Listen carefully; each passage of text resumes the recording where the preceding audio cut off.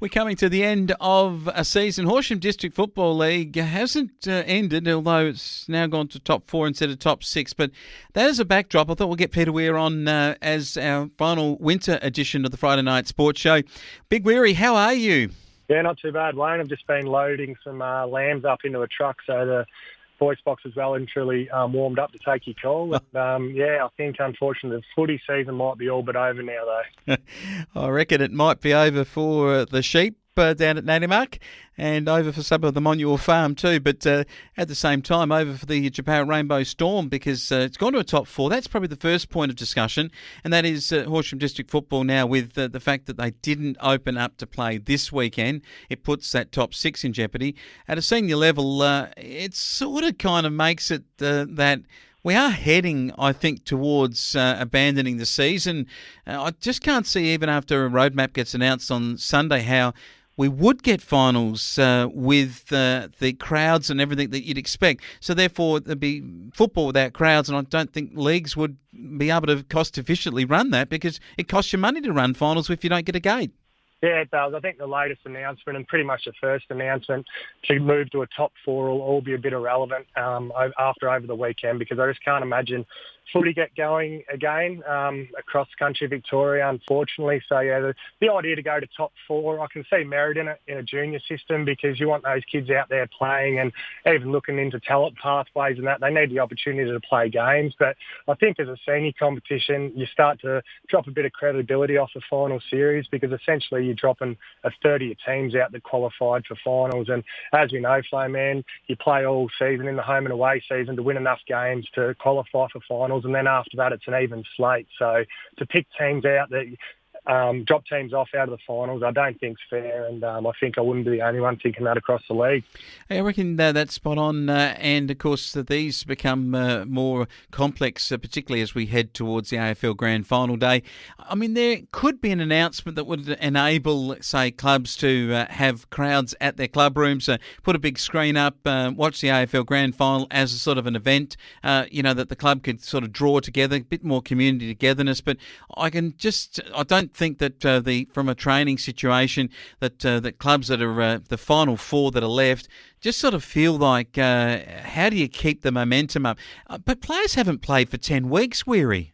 Yeah, it's very hard, and I know we had a training run on Tuesday night, but it must be very hard for the top teams that are still now thinking they might be a chance to play. At least we've got some closure now and know our season's over. But for the Narrabri Quantongs and the Harrows and the Kalkeys and obviously all the senior netball grades and junior football grades, there's still that overhanging thing of whether they should still be training, which I think is a little bit unfair on them. But I mean, that's why they're good teams. I'm sure they will be fronting up to training, but I guess they will be losing a little bit of hope that the season will get underway, and unfortunately they probably won't have a chance to win those premierships.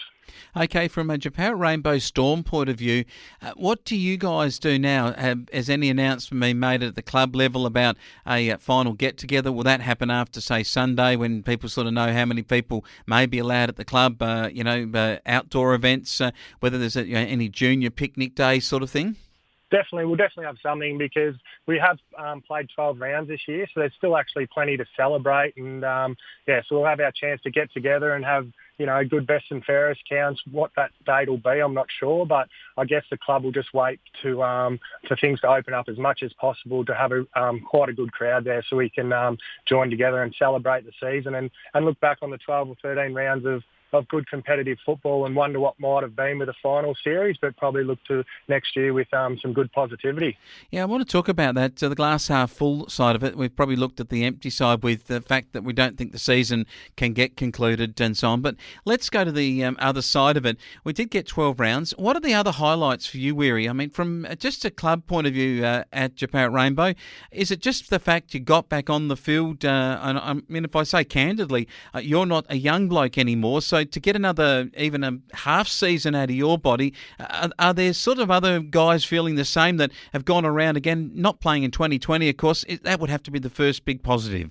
Yeah, I think both the players and the supporters around the club love being back at the footy club after a year off. And I think, back in 2019, clubs and players were looking to be a bit burnt out, and there was a lot of talk about that and reducing volunteer numbers. And in a way, the shorter season is something maybe we can look at going into the future, regardless of whether COVID's around or not, because it seemed to keep volunteers fresh and definitely kept the players fresh. And I know the intensity and the enjoyment around the club was as high as it ever was, where, over a longer season that can drop off and it does put more pressure on volunteers. So maybe out of these COVID years we can draw some positives out of it and have a look at different things that worked and didn't work, and improve as a league and a club as the years go on. Yeah, okay. What about at the Storm level, 17s? I'm going to say it really candidly, you've got some good kids coming through. The 14s were the big highlight, but the 17s, some really good players that are starting to play senior football and keeping Japan Rainbow in terms of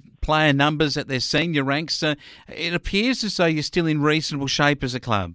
Yeah, I'm really looking forward to it. Apart from Jacob Cox, there hasn't been too many under-17 boys just to come and make that natural step into senior footy and have an impact. But I think going on from this year, there might be 3 or 4 of them who you could see lining up in our round one team next year. And I think if you look at our senior side, we probably lack that bit of youth and a bit of spark, and we did recruit some of that this year that worked well, but there's nothing better than having your natural homeborn juniors coming through and adding that to your senior team.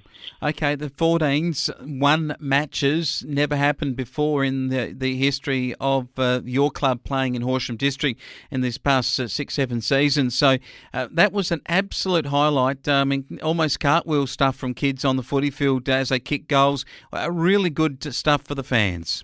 Yeah, they've gained a lot of momentum because a lot of these boys started in the under-14s when they were under 11 and under 12 and under 13, and now in their top age have just showed so much improvement. So watch out for the flow-on effect in the under-17s next year, that they'll be a lot more competitive, and there's still plenty of numbers coming into the under-14. So junior footy next year will be as strong as it has been for a long time at Japan Rainbow. And as we saw with the junior netballers, they were on track for a finals appearance. So there's some good young netballers getting around the club as well. Yeah, great stuff. I mean, we talked last week about the young Badua and also the Eckerman boys and so on, but it is really terrific to see some kids develop. Population-wise, I mean, we hear about this decentralisation, people coming out from cities. Have there been houses taken up in Japan and both in Rainbow also, as we sort of start to look at the effects of maybe people saying, I don't want to be in a big capital city like Melbourne anymore, or a bigger city like Ballarat with the current situation. Will we see, you think, more people take up residence? Maybe people come back home to the farm? Yeah, I think you're spot on. There's 20 different people in the main street of Rainbow every time I go up there, and where we're doing the sheep at the moment, it's on the very back blocks of Yarpeat, Flowman, and I've never seen more cars up here in my whole life. So everyone's definitely fleeing the city. So hopefully, there's a few people move to the country, because there's nothing wrong with living out here, and it brings some young talent into the community and also bring their own skills. Fantastic stuff.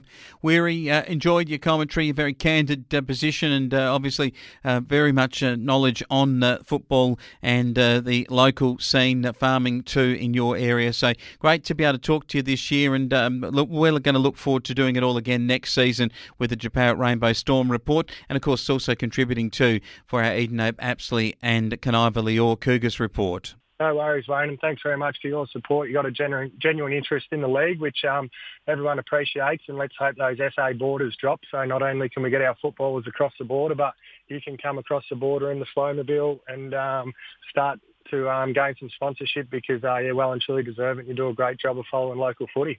Great stuff. For Peter Weir, talking Japan Rainbow Storm Football Report.